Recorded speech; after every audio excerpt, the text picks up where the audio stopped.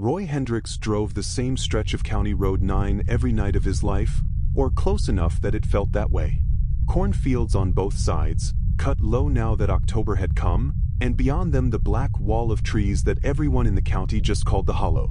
He had his window cracked, the radio turned low to a station out of South Bend that played old country songs nobody requested anymore, and a thermos of coffee going cold in the cup holder.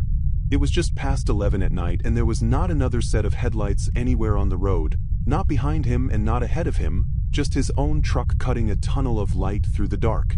He had worked a double at the plant in Michigan City and his eyes were heavy, but he knew this road so well that his hands could have driven it without him. 15 miles to the county line, then another 6 to his house on Birch Hollow Lane.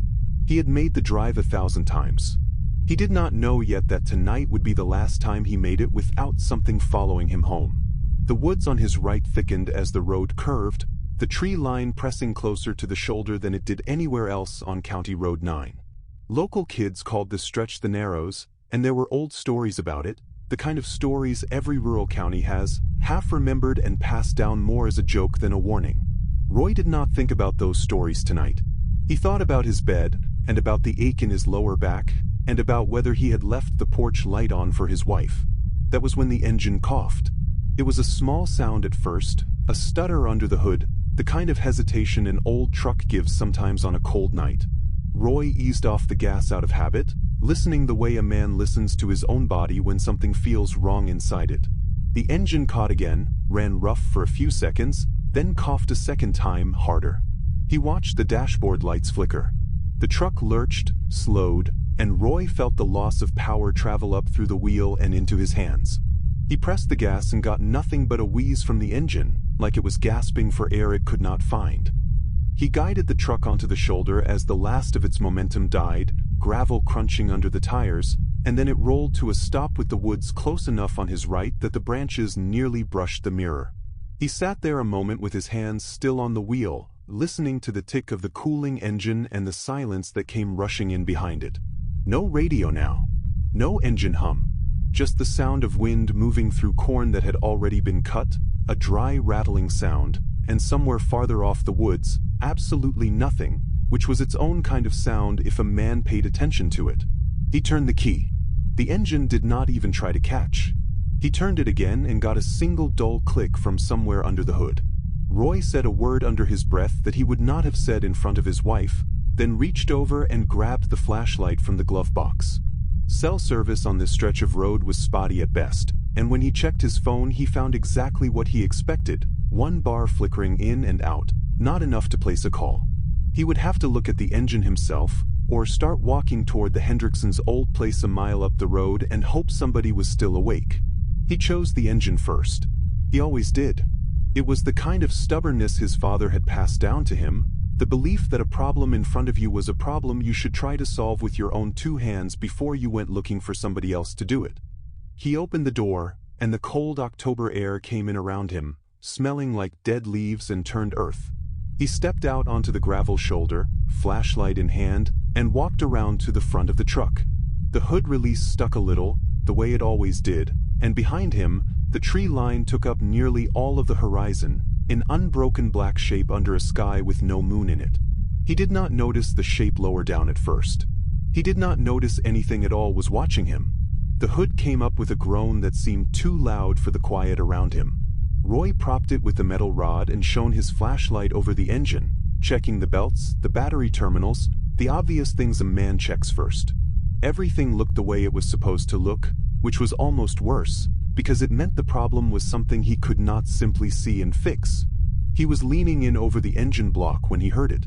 A dry snap, like a branch breaking under weight, coming from somewhere off to his right, deep in the tree line.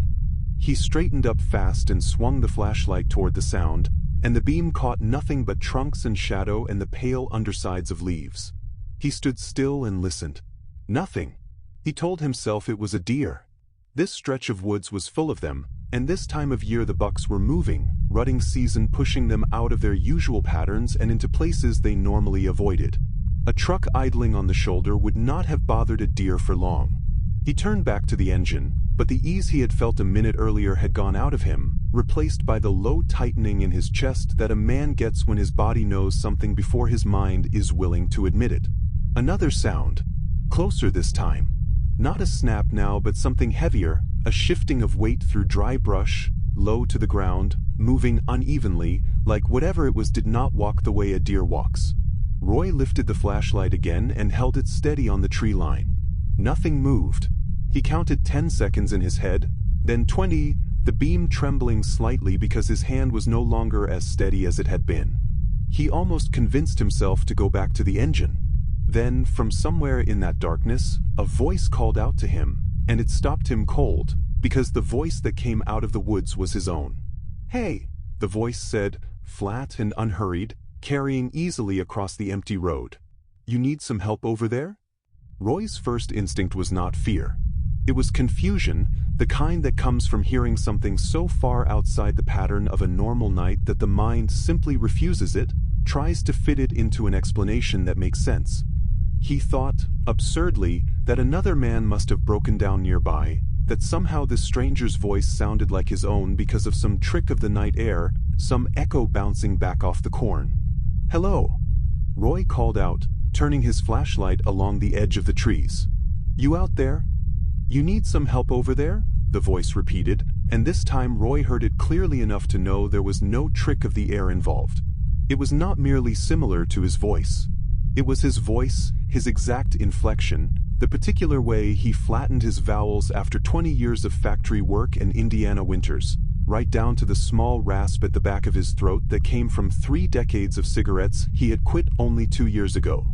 He felt the hair rise on his arms before his mind caught up to why. "Who's there?" Roy said, and his own voice came back thin and uncertain in his ears, nothing at all like the confident, easy tone that had just spoken to him from the dark. There was no answer this time. Only the sound of brush moving again, closer, and beneath it something else, something low and wet, a kind of dragging that made Roy think of a man crawling on his hands and knees through the underbrush. He told himself that was exactly what it was. A man, hurt, crawling because he could not stand.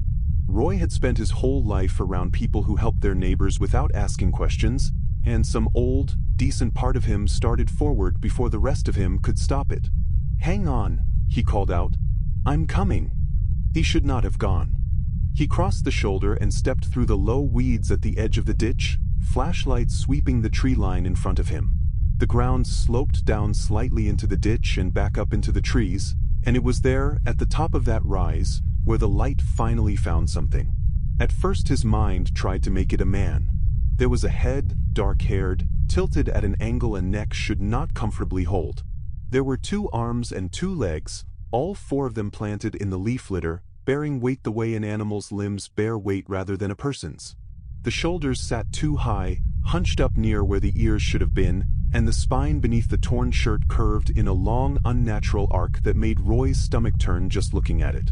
It was crawling toward him on all 4s, unhurried, its head lifted and turned to face him directly even as its body moved low along the ground in a way no human body was built to move. "You need some help over there?" it asked again in Roy's own voice, and this time Roy could see its mouth working as it spoke, lips and jaw moving in perfect time with the words, but something about the motion was wrong, too smooth, too practiced, like a man mimicking speech he had only ever watched from a distance and never actually learned. Roy stopped walking. The flashlight beam shook in his hand.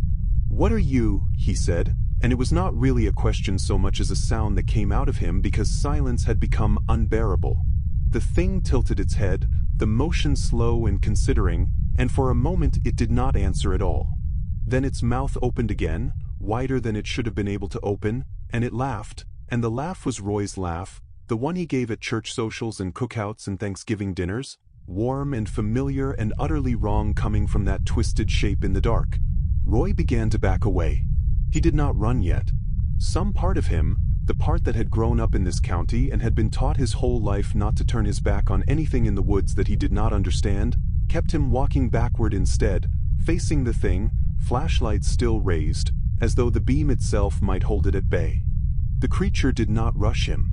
It matched his pace instead, crawling forward at the exact speed he retreated, keeping the same distance between them the way a predator does when it is not yet hungry enough to close the gap, only curious, only testing. "Where are you going?" it said, still in his voice, but the cadence had shifted now, taken on something looser, something almost playful, and that was worse than any snarl could have been. "I asked if you needed help." "Stay back," Roy said, and his voice cracked on the second word.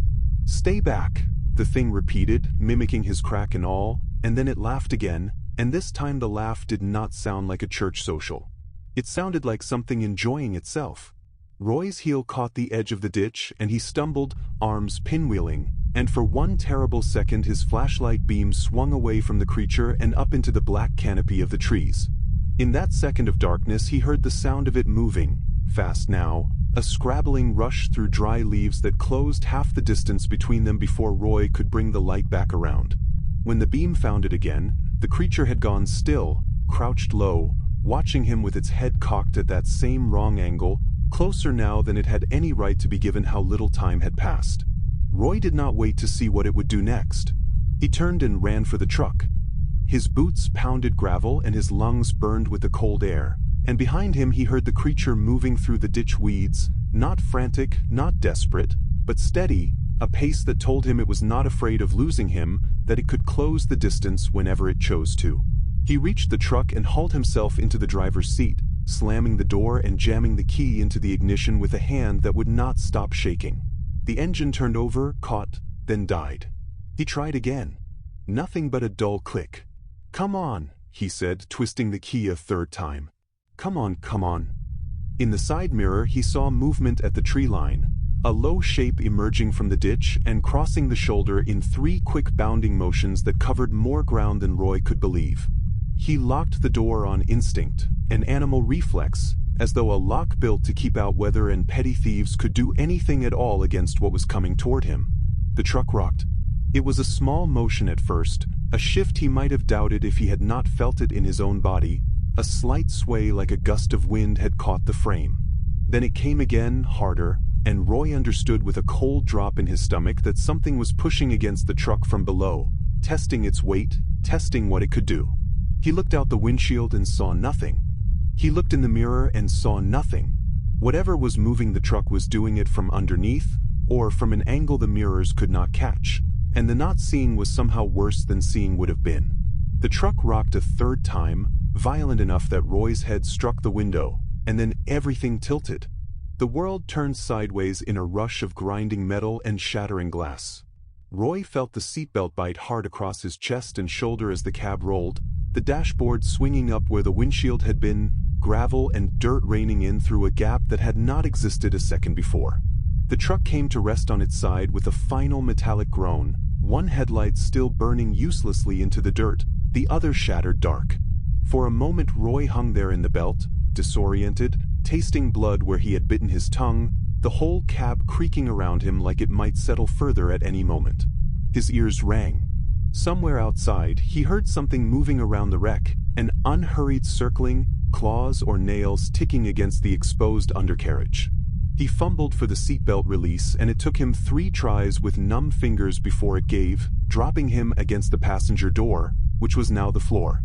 He lay there a second, breathing hard, cataloging his body the way a man does after a wreck, checking for the parts of himself that hurt worse than others. Nothing felt broken. Everything felt bruised. The ticking sound outside stopped. Roy went still, listening, one hand braced against the dash above him. Through the shattered windshield gap, he could see a slice of night sky and the edge of the road, but nothing else, no shape, no movement.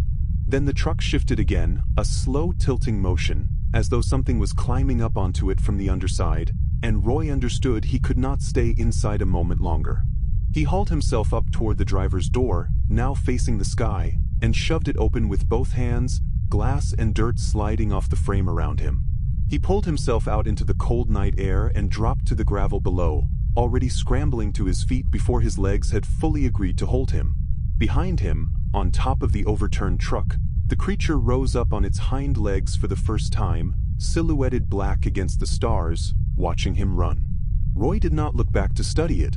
He ran, boots slipping in loose gravel before finding the packed dirt of the shoulder, then the ditch, then the tangled weeds at the edge of the woods, because some animal part of his brain had decided that the trees, terrifying as they were, offered more cover than the flat exposed road where a truck's worth of metal had just been thrown onto its side like a toy. Behind him he heard it drop from the truck, the impact of its landing surprisingly soft, almost delicate for something that had just flipped several thousand pounds of steel. Then came the scrabble of limbs finding purchase, and the chase began in earnest. He crashed through the tree line, branches whipping across his face and arms, roots and fallen limbs catching at his ankles in the dark. He did not have the flashlight anymore. It had been lost somewhere in the wreck, and running blind through unfamiliar woods at night was its own kind of terror, a fear layered on top of the fear already consuming him. Roy, the thing called out behind him, and hearing his own name spoken in his own voice, out here in the black woods with nothing around him but trees and dead leaves, and the thing that was hunting him very nearly stopped his heart. "Roy, hold on now, where you running to?" He did not answer. He pushed himself harder, lungs burning, branches tearing at his shirt, and somewhere behind him he heard the creature's laugh again, closer than it should have been able to get so quickly, threading through the trees like it knew this ground far better than he did. He had lived near these woods his whole life and had never once set foot past the tree line at night. He understood now, with a clarity that arrived far too late to help him, exactly why the old-timers in this county had always told their children to stay out of the hollow after dark. The ground sloped downward, uneven and thick with roots, and Roy nearly went down twice before he caught himself against a tree trunk, his palms scraping raw against the bark. He forced himself to stop for 1 second, chest heaving, and listened. Behind him, the woods had gone quiet. That silence frightened him more than the sound of pursuit had. At least when he could hear it, he knew where it was. Now there was nothing but his own ragged breathing and the distant rattle of dry corn leaves carried on the wind from the field behind him, and somewhere far off, impossibly far off it seemed, the lonesome sound of a dog barking at a farmhouse he could not see. "Roy," the voice said, and this time it came from directly behind him, close enough that he felt breath, or something like breath, stir the hair at the back of his neck. He spun around and there was nothing there. Just black trees and blacker gaps between them. "Over here," the voice said again, from somewhere off to his left now, and Roy understood with a fresh wave of horror that the thing was not simply chasing him through the woods.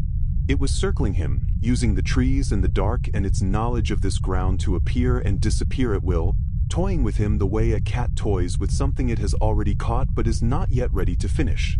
He pushed off from the tree and ran again, no longer sure which direction led back toward the road and which led deeper into the hollow, driven now by nothing but the desperate animal need to keep moving, to not be standing still when it finally decided to stop playing.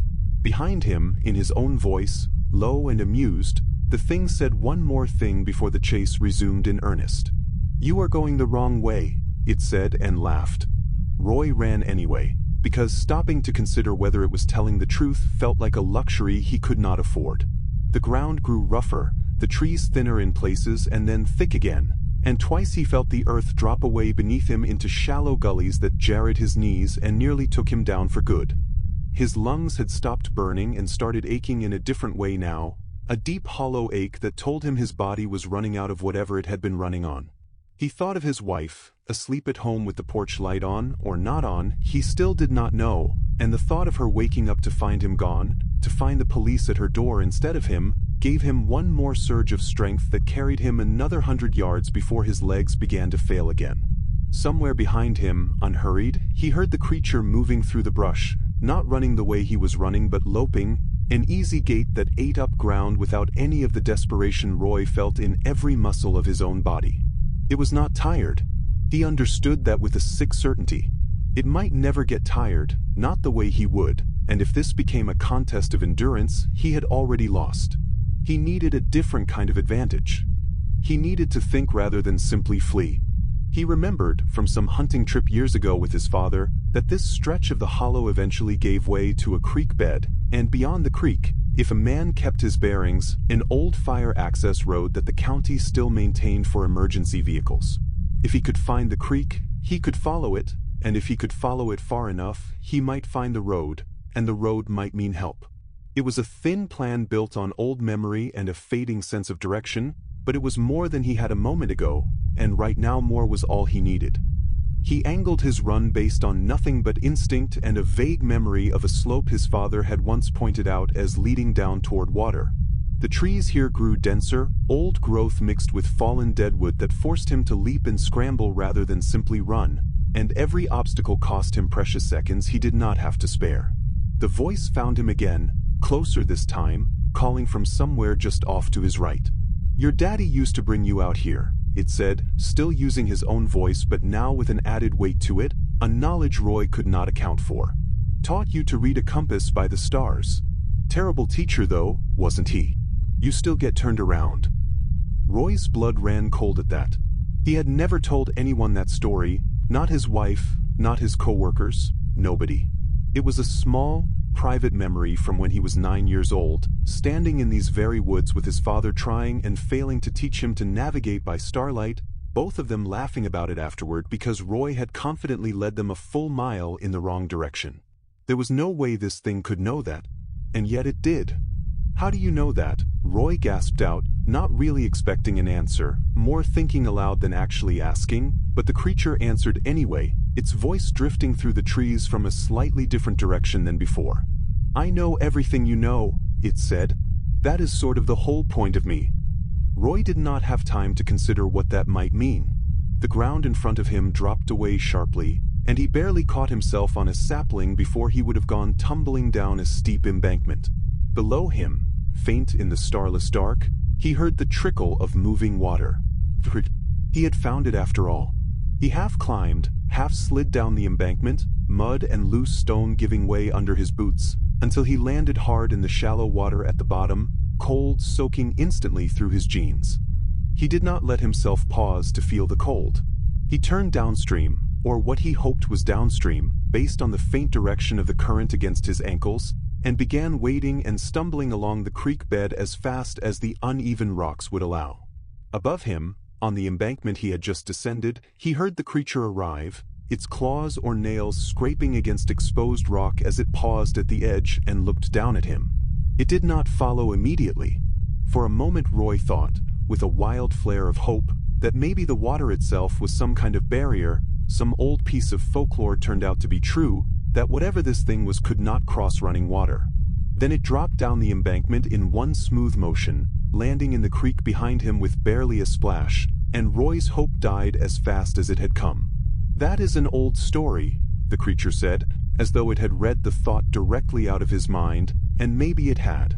"Doesn't work like that. Nothing works like that. There is no trick you know that is going to save you tonight, Roy." He kept moving anyway because the alternative was standing still, and standing still felt like surrender. The creek bent to the left up ahead, and he followed it, praying the fire road was still where his father had once shown him, praying his memory had not failed him the way it apparently had once before in these same woods. Behind him, the creature's pace picked up, closing the distance with unhurried certainty, and Roy understood that it was no longer testing him. It was ready to finish this. He broke into a full sprint through the shallow water, no longer caring about the noise he made, no longer caring about anything except the desperate need to put distance between himself and the thing behind him. His foot caught a submerged rock and he went down hard, one knee slamming into stone, a bright flash of pain shooting up his leg, and for a terrible second he thought this was where it ended, face down in a cold creek in the middle of the hollow with nobody in the world knowing where he was. He forced himself up. The pain in his knee was real, but his legs still held his weight, and that was all that mattered right now. He scrambled up the far bank of the creek, using exposed roots as handholds, and at the top he found himself on flatter ground, the trees here older and more widely spaced, and through gaps in the canopy he caught his first glimpse in what felt like hours of open sky, a few faint stars visible where the clouds had thinned. More importantly, ahead of him, barely visible in the dark, he saw a break in the tree line, a straight, unnatural line cutting through the woods that could only be the old fire access road.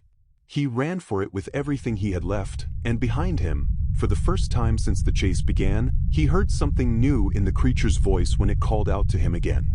Not amusement now. Something sharper. Something that sounded almost like anger that its prey had found an advantage it had not planned for.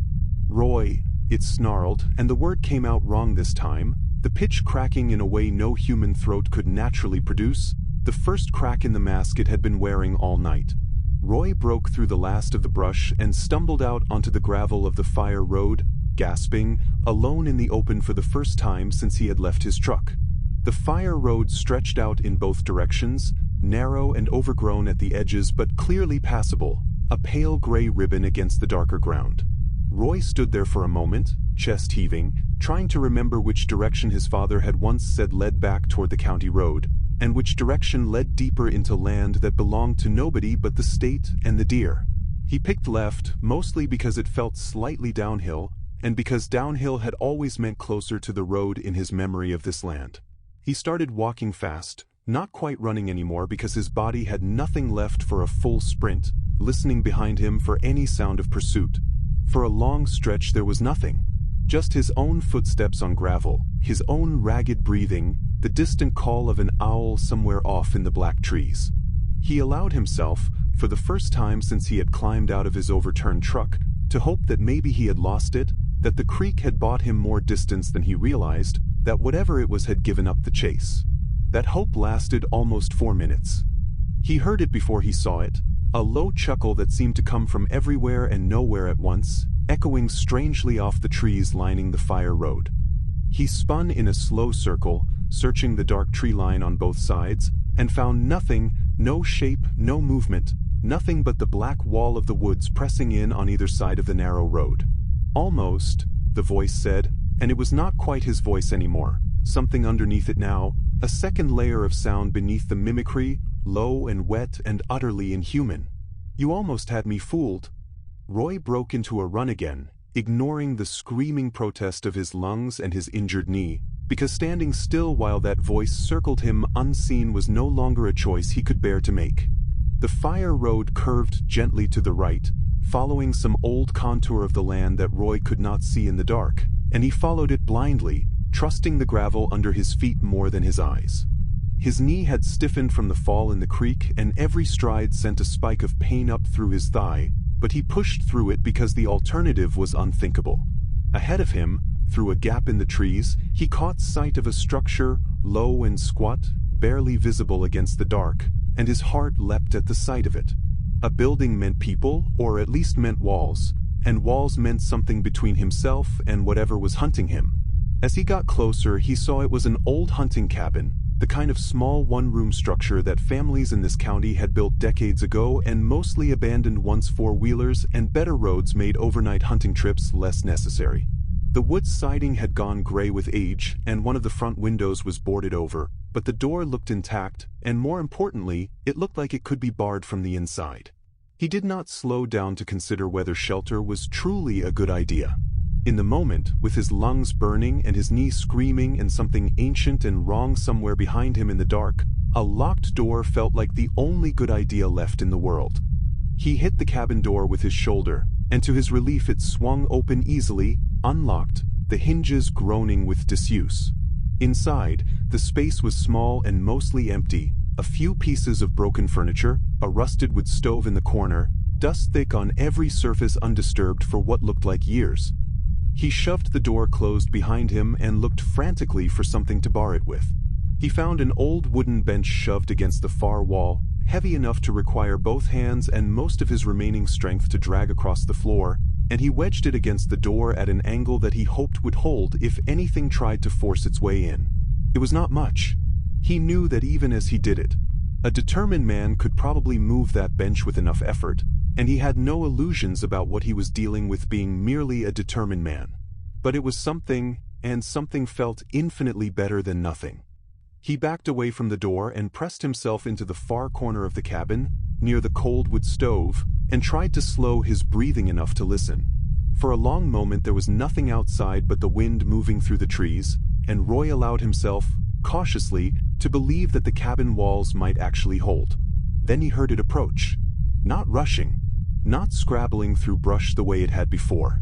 Slow, deliberate footsteps circling the outside of the cabin, and Roy realized with a fresh chill that the footsteps sounded human now, upright, two-legged, the gait of a man walking calmly around a building he intended to enter at his leisure.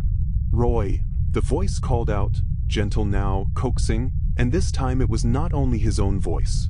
Underneath it, woven through it somehow, he heard the faint edge of another voice, one that made his knees go weak with recognition. His wife's voice. "Roy, honey, are you in there? I got worried when you didn't come home." He knew it could not be real.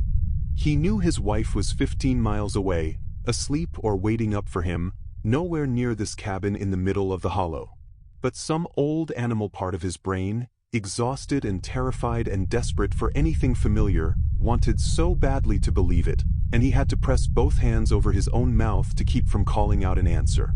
"Roy," his wife's voice said again, closer now, right outside the boarded window, and Roy squeezed his eyes shut and pressed harder against the corner of the cabin, trying to remind himself of every reason this could not possibly be real. His wife did not know he had broken down. His wife did not know these woods. His wife had never once in 15 years of marriage called him honey in quite that pleading tone, not without something being deeply wrong first. The voice shifted again, this time to something rougher, an old man's voice, and Roy's chest tightened painfully as he recognized it as his father's, dead now going on 6 years. "Come on out here, son," his father's voice said, patient the way his father had always been patient, even when Roy had led them a mile off course chasing constellations neither of them could properly identify. "Nothing to be scared of. Come on out." Roy bit down hard on his own knuckle to keep from making a sound, tears streaming freely down his face now, grief and terror tangled together in a way that made it hard to breathe. It was not his father. He told himself that over and over, a silent chant against the temptation clawing at the back of his mind. It was not his father. His father was gone, and this thing was using that grief like a tool, prying at the one door inside Roy that fear alone had not managed to open. The footsteps outside the cabin stopped directly in front of the door. For a long, terrible moment, nothing happened at all. Then something struck the door hard enough to rattle the bench Roy had wedged against it, and the voice that followed was neither his wife's nor his father's, but his own again, low and furious. "Open the door, Roy." The door shuddered under a second blow, the old wood groaning in its frame, and Roy scrambled backward until his shoulders hit the cold metal of the wood stove. He cast around the small room for anything that might serve as a weapon and found, leaning in the corner near a pile of split logs, a rusted fire poker left behind by whoever had last used this cabin. He grabbed it with both hands, the metal cold and reassuring in his grip, and positioned himself so he could see the door. A third blow struck, and this time one of the boards along the doorframe splintered visibly, a jagged crack running up toward the top hinge. Roy's heart hammered so hard he could feel it in his throat, and he found himself praying, silently and without much hope, to whatever might be listening out here in the hollow. "You cannot stay in there forever," the creature said, its voice sliding back into something closer to his own again, almost bored now, as though the emotional performance a moment ago had cost it nothing at all. "And I have got nowhere else to be tonight." The fourth blow came from a different angle, low near the base of the door, and Roy heard would crack and give slightly, the bench sliding an inch across the dusty floor despite the weight he had put behind it. He gripped the fire poker tighter and forced himself to breathe, to think, because panic alone was not going to get him through whatever came next. He thought of the boarded window on the far wall. It was smaller than the door, but if the creature came through the door, a second exit might be the only thing that saved him. He edged sideways along the wall, keeping the poker raised, his eyes fixed on the shuddering door, and began working at the corner of the boards with his free hand. The board came loose with a screech of old nails just as the door finally gave way, the bench skidding across the floor as the creature shouldered through the splintered frame in a rush of cold night air and the smell of wet earth. Roy caught only a glimpse of it in the near total darkness of the cabin, upright now, walking on two legs in a jerking, unnatural imitation of human movement, its silhouette wrong in ways his mind refused to fully process. He swung the fire poker with everything he had left. The blow connected with something solid, a meaty impact that sent a shock up through his arms, and the creature let out a sound unlike anything it had made before, a shriek that cracked and split into something almost mechanical, no longer bothering to mimic a human voice at all. It staggered sideways, and in that instant of confusion Roy shoved himself through the gap he had made in the boarded window, glass and splinters tearing at his shirt and arms as he forced his body through the narrow opening. He hit the ground outside hard, rolled, and came up running before he had even fully processed the pain screaming through his shoulder where it had struck the frame. Behind him, the shriek inside the cabin cut off abruptly, replaced by the sound of splintering wood as the creature tore its way back out through the ruined doorway. Roy did not look back to see how badly he had hurt it, or whether he had hurt it at all. He simply ran, the fire poker still clutched in one bleeding hand, back toward the fire road and whatever direction he had originally been walking before the cabin had offered its false promise of safety. He had bought himself seconds, maybe less. He intended to use every one of them. Roy burst back onto the fire road and turned in the direction he had originally been heading, gravel spraying beneath his boots, his shoulder throbbing where he had forced himself through the window frame. Blood ran warm down his forearm from a gash he did not have time to examine, and his knee had gone from a sharp pain to a dull, deep ache that told him it was swelling, that it would only get worse the longer he demanded this much from it. Behind him, from the direction of the ruined cabin, he heard the creature emerge, its footsteps no longer bothering to sound human at all, a scrabbling, uneven gait that spoke of real injury, real pain, and Roy allowed himself a flicker of grim satisfaction even through his fear. He had heard it. It was not invincible after all, whatever it was. That flicker of satisfaction did not last long, because a wounded animal he knew from a lifetime spent around this county's hunters and their stories was often more dangerous than an unhurt one, not less. Pain made things desperate, and desperate things did not think clearly about risk. He kept running, following the fire road as it wound through the trees, and up ahead he began to make out a faint orange glow low on the horizon, the kind of light that came from a farmhouse yard lamp or a porch light left burning through the night. Hope surged through him, sharp and almost painful in its intensity, and he pushed his battered body toward that distant light with everything he had left to give. Behind him, the creature's pursuit had slowed, its gait uneven, but it had not stopped, and Roy understood that slowing down was not the same thing as giving up. The orange glow grew steadily brighter as Roy closed the distance, and soon he could make out the shape beneath it, a farmhouse set back from the fire road behind a low wire fence, a single porch light burning above a screen door, a dark shape that might have been a truck parked in the gravel drive.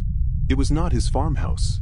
He did not recognize the property at all, which told him he had come out of the hollow somewhere far from where he had gone in, but in this moment he did not care whose house it was. Any house would do. He half ran, half staggered across an open field, weeds and stubble catching at his ankles, his breath coming in ragged gasps that burned all the way down into his chest. The porch light seemed impossibly far away even as it grew larger, the way distances always did in the worst moments of a person's life, stretching out cruelly just when speed mattered most. Behind him, he heard the creature's pursuit pick back up, faster now despite its injury, as though it understood exactly what that porch light meant and was determined not to let him reach it. "Roy," it called out, no longer bothering with any voice but its own true one now, something guttural and layered beneath the surface mimicry that remained. "You are not going to make it." He did not answer. He had nothing left to spare on words.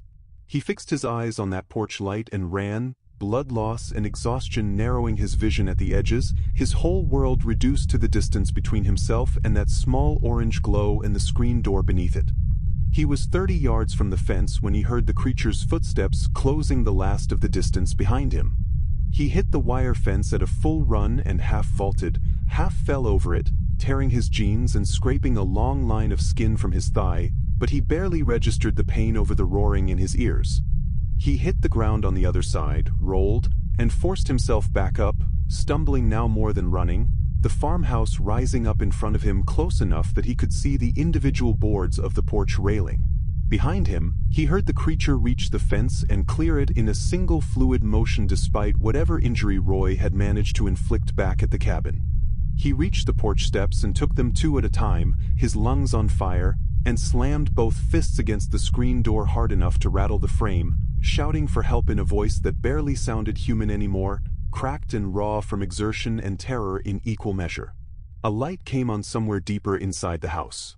Roy heard it, a distant click, footsteps approaching from within, and he turned to look behind him just as the creature reached the edge of the porch light's reach and stopped. It stood there at the boundary of the light, upright now, its silhouette catching just enough illumination for Roy to see the wrongness of it fully for the first time. The two long arms, the joints that bent in places joints should not bend, the head tilted at that same impossible angle it had held since the very first moment Roy had seen it crawl out of the woods. It did not come any closer. It simply stood there, watching him, as the front door of the farmhouse finally began to open behind him. "Who in the world?" said the man who opened the door, an older fellow in a flannel robe with a shotgun already half raised in one hand, the kind of man who lived alone out in the county and had learned a long time ago not to answer his door at night without something in his grip. He took one look at Roy, bloody and torn and gasping on his porch, and lowered the barrel slightly, though not all the way. "What happened to you, son?" Roy could not immediately answer. He turned back toward the yard, ready to point, ready to explain, ready to beg the man to bring that shotgun to bear on the thing standing at the edge of the light. The yard was empty. The creature was gone. "Something," Roy managed, his voice breaking, "something was chasing me. In the woods. It flipped my truck on County 9 and it chased me the whole way here." The old man's eyes narrowed, not with disbelief exactly, but with the particular caution of a man who had heard strange stories about the Hollow his whole life and had never fully decided whether he believed them. He looked past Roy into the dark yard for a long moment, shotgun still raised, before he finally stepped back and pushed the screen door open wider. "Get inside," he said. "We will sort it out from there." Roy stumbled through the door into the warm, lamp-lit interior of the farmhouse, and the old man followed him in, glancing back once more into the yard before he shut and locked the door behind them both. Whatever had chased Roy through 15 miles of woods, it had chosen, for now, not to follow him into the light. The old man's name was Elmer Voss, and he set Roy down at his kitchen table with a clean towel pressed against the worst of the cuts on his arm while his wife, roused from sleep by the commotion, called for an ambulance and the county sheriff both. Roy sat there shaking, adrenaline draining out of him in a way that left him feeling hollowed out and cold despite the warmth of the kitchen, and he found himself talking, the words spilling out faster than he could organize them, about the truck, about the voice in the woods, about a face that wore his own. Elmer listened without interrupting, his expression carefully neutral, and when Roy finally ran out of words, the old man set his shotgun on the table between them and was quiet for a long moment. "My grandfather used to talk about something out in that hollow," Elmer finally said. "Called it different things depending on who was telling it. The taker, some called it. Others just called it the mimic. Said it had been out there longer than any family in this county, longer than the county itself probably. Said it liked to wear a man's voice before it wore anything else of his." Roy stared at him, the towel forgotten against his arm. "You are telling me that thing is real? That people have known about it?" "I am telling you old men in this county have been telling stories about that hollow since before either of us was born," Elmer said carefully. "Whether that is the same thing as knowing I could not rightly say. But you are sitting in my kitchen bleeding, and your truck by your own account is lying on its side back on County 9, so I am inclined tonight to believe there is something to the old stories after all." Outside, far off in the dark beyond the reach of the porch light, something that might have been an animal, or might have been something else entirely, let out a long low sound that made both men go quiet and still. The ambulance arrived first, red and blue light washing silently across Elmer's yard, and the paramedics moved quickly once they saw the state of Roy's arm and knee, cutting away the ruined sleeve of his shirt, checking his pupils, asking him questions he answered in a voice that still did not sound entirely like his own to his own ears. He kept glancing toward the tree line beyond Elmer's fence as they worked, unable to stop himself, half expecting to see a familiar twisted shape watching from the dark. It never appeared. Not while the ambulance lights were running, not while the paramedics loaded him onto the gurney, not while Elmer stood on his porch with the shotgun still in hand, watching the same tree line Roy could not stop watching. The sheriff's deputy who arrived shortly after took Roy's statement in the back of the ambulance, writing it all down with a careful, practiced neutrality that told Roy the man had decided early on not to react visibly to anything he was hearing, whether he believed it or not. Roy told him everything, the crawling shape, the voice that copied his own, the flipped truck, The chase, the cabin, all of it, and the deputy nodded along and wrote it all down and promised they would send a unit out to County 9 at first light to look at the wreck. "Lot of strange things happen out in that hollow," the deputy said quietly, once his notepad was closed, in a tone that suggested this was not the first such report he had ever taken, even if it might have been the strangest. "You are not the first fellow to come stumbling out of those trees telling a story like that one. Won't be the last either, probably." Roy did not find that reassuring. If anything, it frightened him more than a flat dismissal would have. They kept him overnight at the hospital in La Porte for observation, stitching the gash on his arm and wrapping his swollen knee, and his wife arrived sometime after 2 in the morning, her face pale with a fear that had clearly been building since the moment the sheriff's office called her house. She sat by his bed and held his hand and did not ask him to explain what had happened until he was ready, and when he finally did explain it, haltingly, in fragments, she did not tell him he was imagining things. She simply held his hand tighter and said nothing at all for a long while, and Roy understood in that silence that some part of her, some old country part passed down from her own grandparents, already believed him more easily than he might have expected. The county sent a unit out to County Road 9 at dawn, exactly as the deputy had promised, and they found Roy's truck lying on its side in the ditch precisely where he had left it, the frame twisted in ways that did not entirely match a simple rollover accident, deep gouges scored into the metal along the undercarriage that nobody could quite explain. There were no other tracks in the soft shoulder besides Roy's own boot prints and the truck's tires. Whatever had flipped it, if it had left any trace of itself at all, had not left one a deputy with a flashlight and a notepad could find. The old hunting cabin, when a second unit located it later that morning based on Roy's description, showed clear signs of forced entry and a splintered door frame, exactly as Roy had described, along with a dark stain on the floorboards near the wood stove that the deputies photographed but never fully explained in their official report. Roy read that report weeks later, once it was finally released to him, and found that the official conclusion listed the cause of his truck's rollover as undetermined. He went back to work eventually, because a man has bills regardless of what he has survived, and his co-workers at the plant treated him gently for a few weeks, the way people treat someone who has clearly been through something even if they do not fully understand what that something was. Word had gotten around the county fast, the way it always does in a place where everybody knows everybody, and Roy found himself the subject of a particular kind of attention he had never wanted, half sympathy and half a wary curiosity that kept most people from asking him directly what had really happened out on County 9 that night. He did not mind the silence from most of them. What he minded, more than he expected to, was the handful of old-timers who did ask quietly, when nobody else was listening, whether it had spoken to him in his own voice. He minded that they asked the questions so specifically, as though they already knew the answer before he gave it, as though this was a detail passed down through this county's stories for longer than Roy had been alive. He started sleeping with the porch light on every night after that, something his wife never once complained about, and he stopped driving County Road 9 after dark entirely, taking the longer route through town even when it cost him 20 extra minutes each way. He told himself it was simple caution, the reasonable response of a man who had nearly died out there, and most nights he believed that explanation well enough to fall asleep. Most nights. Not all of them. The dreams started about a month after the accident, always the same in their broad shape though the details shifted from night to night. He would be back on that stretch of road, the truck stalled, the engine ticking as it cooled, and he would hear the voice call to him from the tree line, asking if he needed help, and in the dream he always walked toward it, every single time, no matter how many times he told himself in the dream not to, no matter how loudly some waking part of his mind screamed at him to turn around.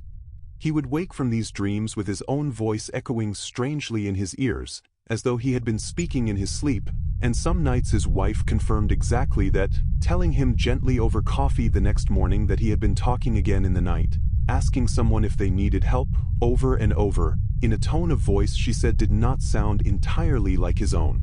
He did not know what to do with that information except to try not to think about it too hard. He went, eventually, to the county library and spent an afternoon digging through old local history collections, looking for any mention of the stories Elmer had referenced that night in his kitchen. He found scattered fragments, references in old newspaper clippings to travelers who had gone missing along the county roads bordering the hollow over the decades, Half a dozen names spread out across nearly 100 years, none of them ever fully explained, all of them eventually written off by whatever passed for authorities at the time as animal attacks, or exposure, or simple disappearance into land too thick and too old to ever be fully searched. None of the old clippings used the word mimic, but none of them ruled it out either.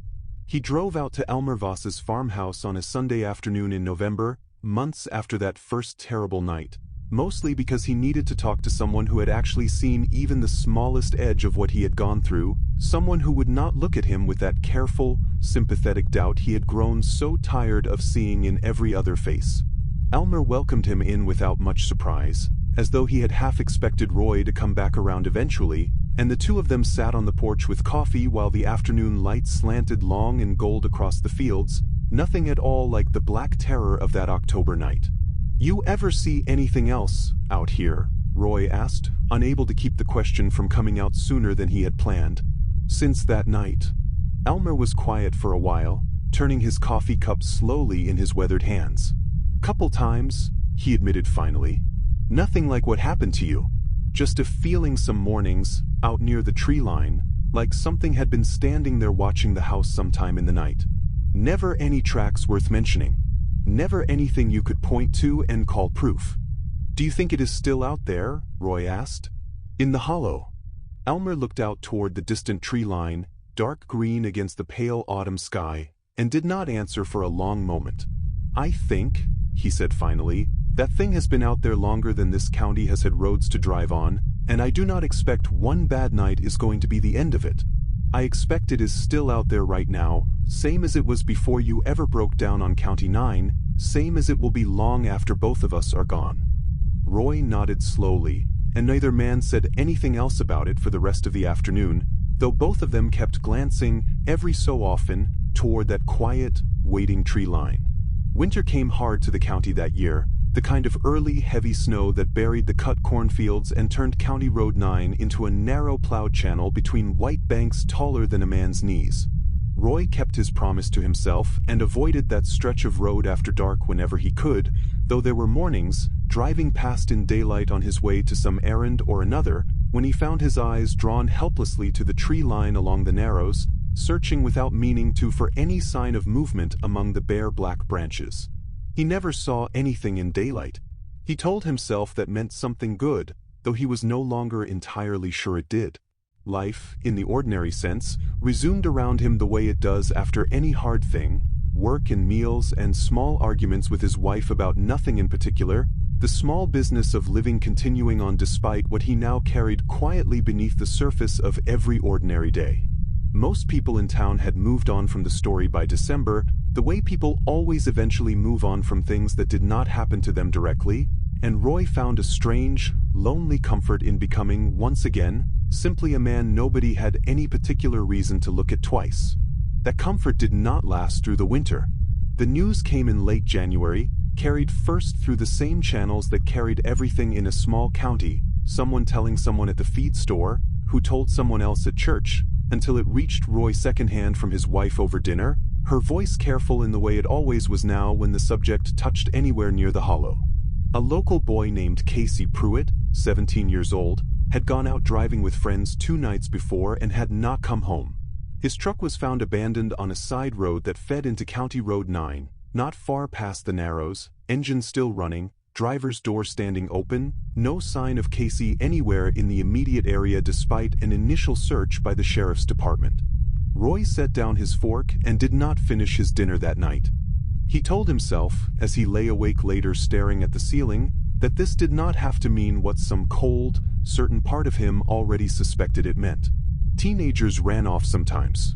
Trucks broke down on lonely roads for 100 ordinary reasons that had nothing at all to do with anything crawling out of the tree line. He built himself a whole structure of reasonable explanations and lay there in the dark turning each one over, testing its weight, and found that none of them held up against the small, cold certainty sitting in his chest. In the morning he called Elmer Voss before he had even finished his coffee. Elmer had already heard, of course, and when Roy arrived at the farmhouse an hour later the old man was waiting for him on the porch, bundled against the cold, his expression grim in a way Roy had not seen since that first terrible night in his kitchen. "You are thinking the same thing I am thinking," Elmer said, not quite a question. "I do not want to be," Roy admitted. "But yes." They sat together at the kitchen table, the same table where Roy had bled onto a towel months before, and Elmer pulled out an old cardboard box he had apparently dug out of a closet sometime since Roy's last visit, filled with yellowed newspaper clippings and a few handwritten pages in a spidery, careful script that Elmer said belonged to his grandfather. "I went looking myself, after you came around back in November," Elmer said, sliding the box across the table. "Wanted to know what I actually believed, instead of just repeating old stories secondhand. There is a pattern in here, if you have got the stomach to look for it. Every 10, 15 years or so, going back about as far as anybody kept records at all, somebody goes missing near the hollow, or somebody comes stumbling out half out of their mind telling a story that sounds an awful lot like yours."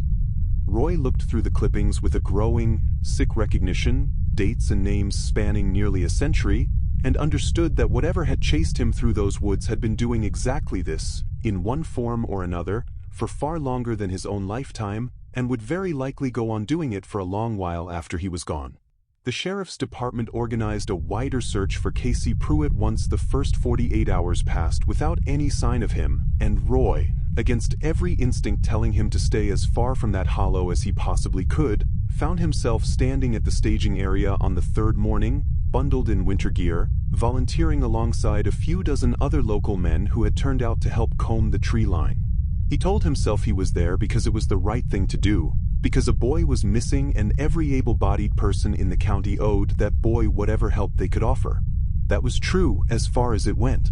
But underneath it, Roy also carried a harder, more private reason, a need to see for himself, in daylight, with other people around him, exactly what those woods truly held, as though facing it in company might finally settle something that had been sitting unresolved in him since October. The search coordinator, a deputy Roy vaguely recognized from that first terrible night, split the volunteers into groups of 4 and assigned each group a section of the hollow to walk, and Roy found himself paired with 3 other men, none of whom he knew particularly well, all of them grim-faced against the cold and the grim purpose of the day. They entered the tree line together, orange vests bright against the snow and bare branches, calling Casey's name in rotation as they walked, and Roy felt his chest tighten with every step deeper into woods he had sworn to himself in November he would never enter again. The snow made the woods look different from how Roy remembered them, quieter somehow, the usual dry rattle of dead leaves replaced by the soft crunch of boots through crust and powder, every sound carrying strangely far in the cold, still air. He kept his eyes moving constantly, scanning the tree line in every direction, though he could not have said exactly what he expected to see, or whether seeing it in broad daylight, surrounded by other men, would feel any less terrifying than seeing it alone in the dark had felt. They walked for nearly 2 hours without finding anything, calling Casey's name at steady intervals, the cold beginning to work its way into Roy's fingers and toes despite his gloves and boots. One of the other men in his group, a heavy-set fellow named Dwayne who worked at the grain elevator, kept up a steady stream of nervous conversation as they walked, filling the silence the way some people do when the silence itself has started to feel dangerous. It was Dwayne who found it first, kneeling in the snow near the base of a large oak, calling the others over with a shout that cracked with something between excitement and dread. Roy pushed through the brush toward him and looked down at what Dwayne had found half buried beneath a thin layer of snow. A single sneaker, one of a matching pair Casey's mother had described to the search coordinator that morning, resting on its side beneath the oak as though it had simply been kicked off, or pulled off, and left behind. There was no sign of Casey anywhere near it. The deputy in charge of their search sector radioed in the find immediately, and within 20 minutes a small cluster of searchers and one sheriff's vehicle that had managed to navigate the snow-covered fire road had gathered around the base of the oak, examining the sneaker and the surrounding ground for any further clues. The snow, unfortunately, had covered whatever tracks might have once told a clearer story, leaving only a vague, shallow depression nearby that might have been footprints, or might have been nothing at all. Roy stood a little apart from the main cluster of activity, staring up into the bare canopy above them, and it was there, in that stillness, that he heard it. Faint, distant, carried on the cold air from somewhere deeper in the hollow, a voice calling out, and though it was too far off for Roy to make out clear words, the rhythm and pitch of it struck something in him immediately, a familiar wrongness he recognized in his bones before his conscious mind had fully processed what he was hearing. He turned sharply toward the sound, and beside him, Dwayne had gone still as well, his broad face suddenly pale. "You hear that?" Dwayne said quietly, not looking at Roy, his eyes fixed on the same stretch of dark trees. "Sounded like somebody calling my name just then. Except it sounded like it come out of my own mouth." Roy's stomach dropped.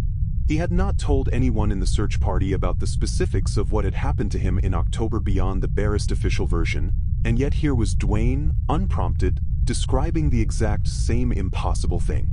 "We need to pull back," Roy said quietly, keeping his voice low enough that the deputies clustered around the sneaker did not immediately hear him. All of us." Dwayne looked at him with a mixture of confusion and dawning fear. "What are you talking about? We just found evidence. They are going to want to search this whole area."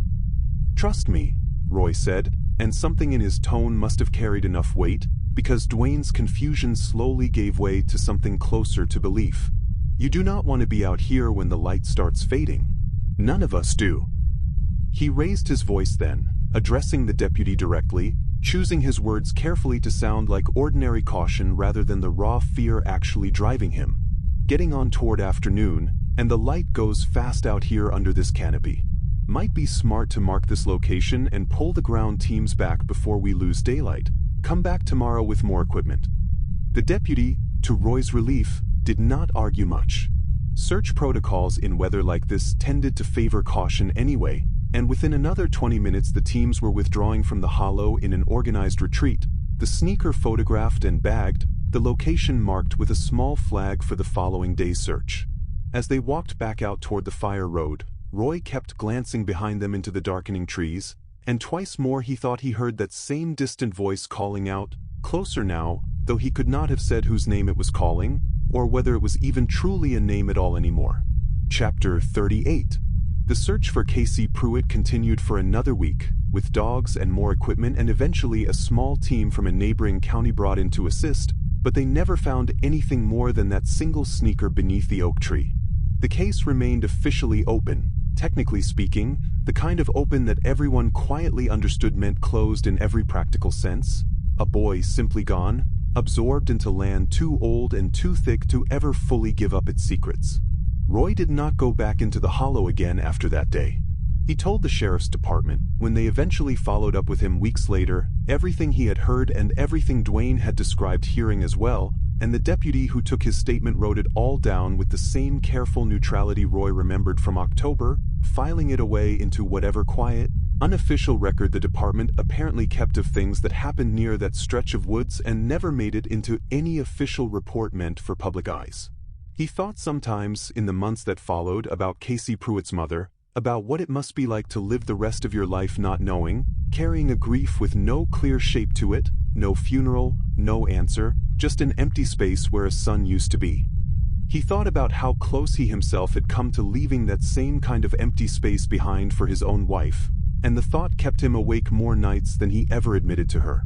Spring came eventually, the way it always does, softening the hard edges of that terrible winter, and the county, in its collective way, began once again to quietly set the story aside. Roy did not fully set it aside, not the way the rest of the county seemed able to.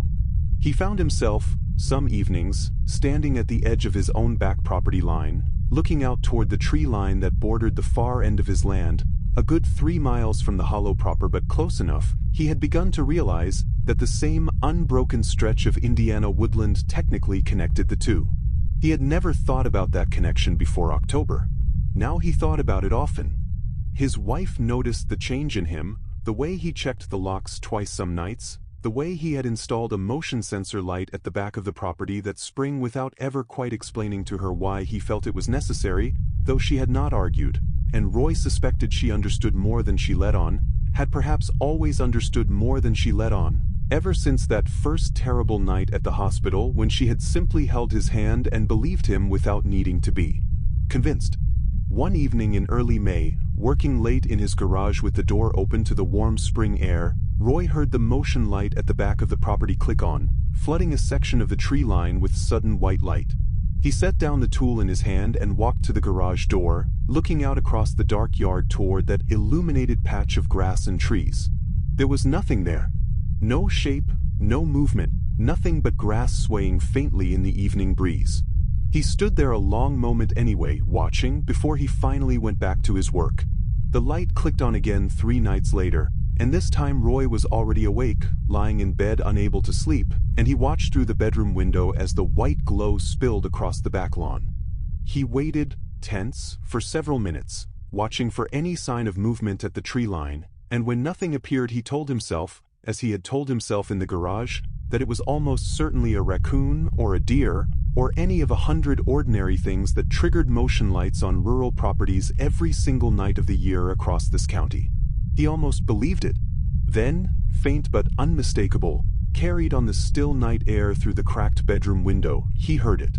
A voice, low and distant, calling out from somewhere near that tree line, and though the words themselves were too far off to make out clearly, the rhythm of it, the particular cadence, struck him with the same cold recognition he had felt back in that hollow the previous October. Beside him, his wife stirred in her sleep but did not wake. Roy lay perfectly still, straining to hear more, but the sound did not come again, and after a long while the motion light clicked back off, plunging the yard back into ordinary darkness. He did not sleep again that night. In the morning, he walked the length of the back property line in full daylight, searching the tree line for any sign of tracks or disturbance, and found nothing at all, no proof, no evidence, nothing but the quiet, ordinary woods that had always bordered his land, giving away none of their secrets to a man searching for them in broad daylight. He told Elmer about it that weekend, driving out to the farmhouse under a bright, ordinary spring sky that made the whole conversation feel almost unreal, the kind of fear that belongs properly to dark October nights sitting strangely under a blue afternoon sky full of birdsong. Elmer listened the way he always listened, without interrupting, and when Roy finished, the old man was quiet for a long moment, turning his coffee cup slowly in his hands the way he had that first Sunday back in November. "Might not mean what you are afraid it means," Elmer said finally, though his tone did not carry much conviction behind the words. "Woods make all kinds of sounds at night that fool a tired mind into hearing things." "You do not believe that," Roy said. "Any more than I do." Elmer did not argue the point further. "No," he admitted. "I suppose I do not." They sat together on the porch a while longer, neither of them saying much else, and before Roy left that afternoon, Elmer told him something his grandfather had apparently written once in the margin of one of those old yellowed pages back in the cardboard box.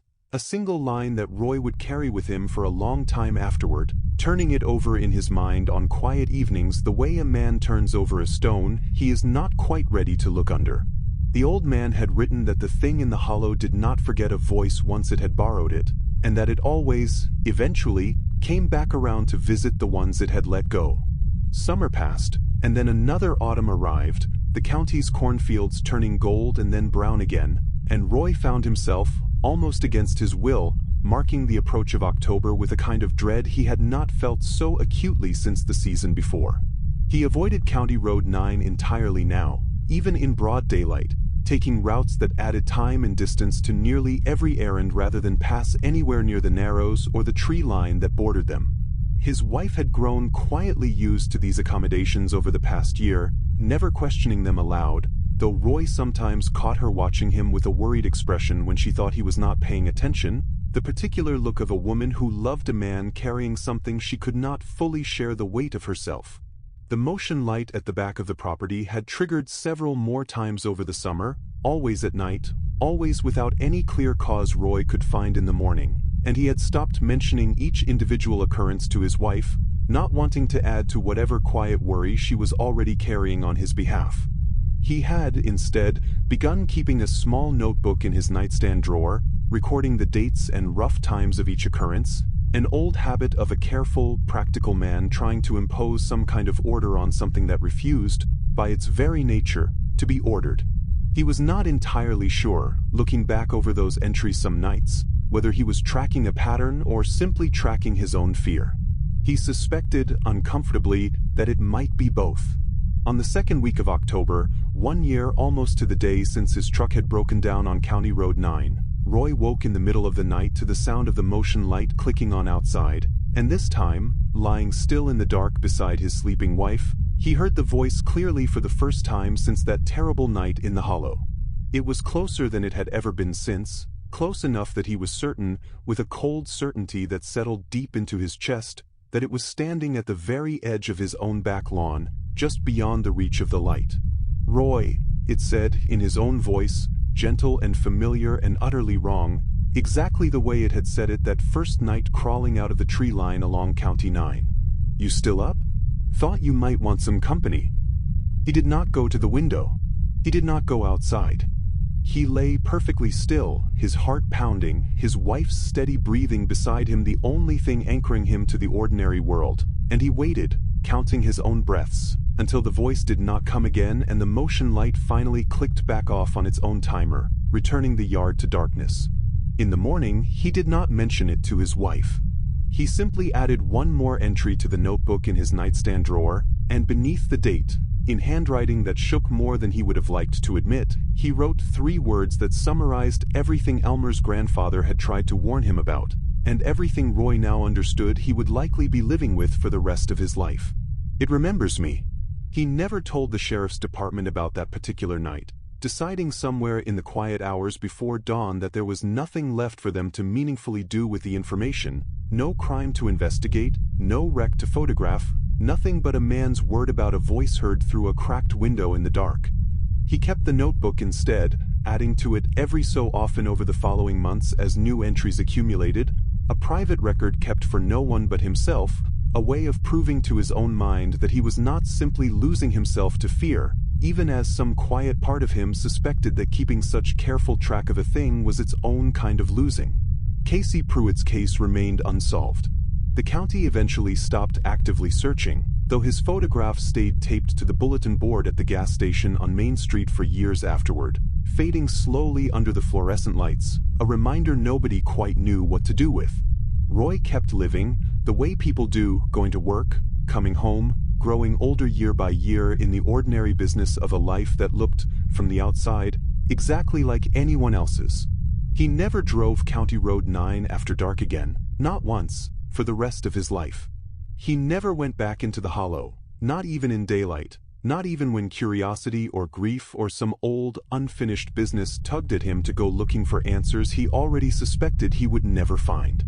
He simply lived alongside it, the way people in this county had apparently always lived alongside it, a quiet, unspoken accommodation made with something that had been here long before any of them, and would very likely remain long after every one of them was gone.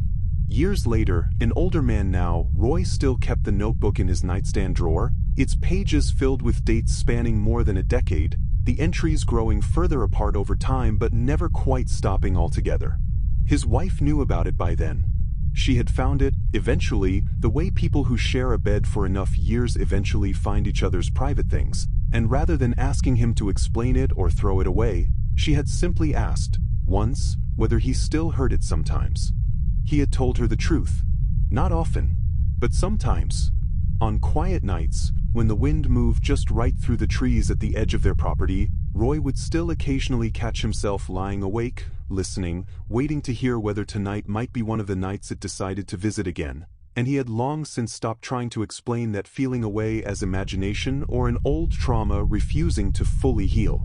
He had come, instead, to a kind of uneasy peace with the not knowing, the same uneasy peace, he suspected, that generations of families in this county had made before him, going back as far as Elmer's grandfather and probably further still, an old accommodation reached with something that could not be reasoned with, could not be fully escaped, and could not, as far as anyone in this county had ever managed to prove, actually be killed.